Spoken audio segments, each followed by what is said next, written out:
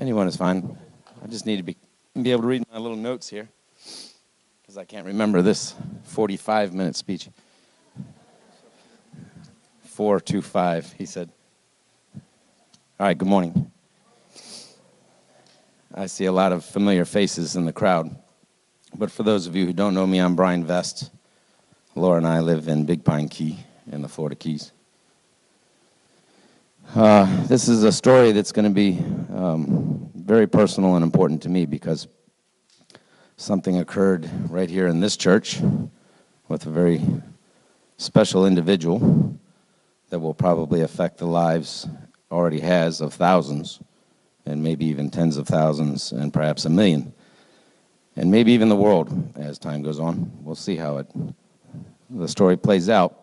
But I wanted to tell you the beginning and bring it all the way back to why I have these. The challenge in the Keys for Laura and I was that we had bought the house about 7 months before the storm. We had gone back to Virginia and got all of our favorite valuables. Brought them down. Irma hit and took everything.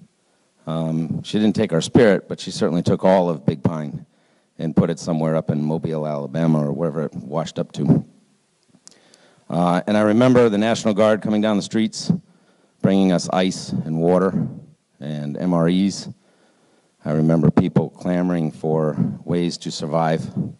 There was no air conditioning, there was mosquitoes, food was hard to get, water was not working. It was a rough time, and for those of us who were not going to leave, we had to dig in. But you needed help. One of the things that we could do is go down to the local churches, and there were churches basically on the side of US 1. Samaritan's Purse and the Baptist men in yellow shirts had giant tents where you could drive through and get ice and a lunch, and you could write your name on a piece of paper and basically say, I need help. The job that Laura and I had to tackle was far bigger than the two of us could handle, clearly. Fortunately, that list somehow made it into the hands of you. And I received a phone call, and I told Laura that some strangers are coming down from some faraway country called Homestead with their passports to get through immigration. And they're going to come help us clean up on Saturday. Pretty mind-blowing that someone would come that far. And sure enough, they did, and they showed up. You're going to have to bear with me. This could be a tough story for me. Laura and I were in a really tough spot at that point. The house was just too much to deal with, and the fact that I think it was 7 strangers from a town far away who had no idea who we were came down to help us clean our front yard so that it looked somewhat like a place to live, even though there was a camper and there was probably 100 tons of trash in front of our camper filled with rats and rotting food. It was just a miserable time, and for someone to take a Saturday, which is very precious, and come down and help us was just overwhelming. There was one particular kid in overalls who inspired me a little bit that day because he was running around and cleaning and helping. He wasn't on his cell phone, he wasn't playing video games, he wasn't complaining. But his overalls were about 3 inches too short. And I made the comment, hey, you got to get that kid a pair of overalls that fits. And his mother made a comment, just, I wish I could if I could afford them. And I thought to myself, it's interesting that someone would drive 3 hours down from Homestead to a town in the Keys, the wealthy Keys, and help a complete stranger who is hurting, and this kid's got a pair of pants that don't fit. And my heart really just stopped pretty much for the whole day. At the end of the day, and they left, I had trouble sleeping that night thinking about that kid and what his parents were teaching him. And I was trying to come up with the right word, and that's humility, humbleness. And then Laura and I last night were trying to figure out a word bigger than humble. And the only one I can come up with is selfless. If you've got a better one than that, please give it to me. Well, our neighbor across the street, who is, I won't call him wealthy, but he's doing well. His place was wrecked. He wanted to rebuild his yard, and he spent about $50,000 putting in brand new 12-foot trees and decorating his yard immaculately. I urged him to save his money and wait. Plants will come back. And he told me that he had stage 4 inoperable cancer and had a limited amount of time to live and wanted his view and his yard to look pretty again. And he asked me, the main question was, they're going to come and clean up the streets and the trash, but who's going to clean up this view in front of my house? And he's a super special guy. And no one's coming to clean up that part of the world. And I thought to myself, well, you know what? Maybe I can put on a pair of overalls that are a little too short and go clean them.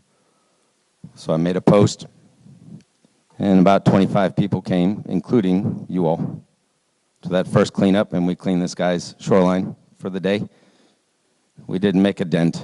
I think we pulled out enough that would be about the same size as 2 or 3 pickup trucks of trash, and we got really nowhere. I agreed to make another post, and 150 people came to that one. But that's not the story. The story is that from there, I was inspired enough to start basically an idea that might grow, and that was the Conch Republic Marine Army. And with all of you and with all the people in the Keys, we've now done, I think, 22 cleanups. We have had 2,000 people come through our home to come help. We've removed 200,000 pounds of trash out of the water. I can't tell you how many. Thank you. More importantly, I can't tell you how many lives we have affected from that. I am absolutely sure we have saved one life from committing suicide after a cleanup, and we saved his neighborhood. I don't know how many people we've affected that give them an uplifting feeling because we've come and cleaned an area, but I know that feeling very well. It's the same feeling I had when this kid in this pair of short overalls came to clean my yard.